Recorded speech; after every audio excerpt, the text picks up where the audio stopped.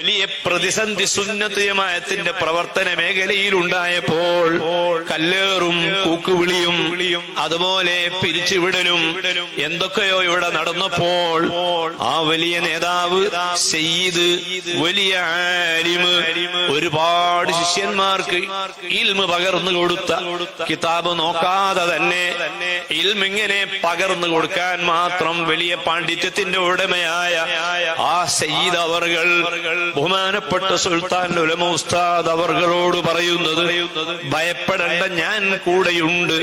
സുബ്ഹാനല്ലാഹ്.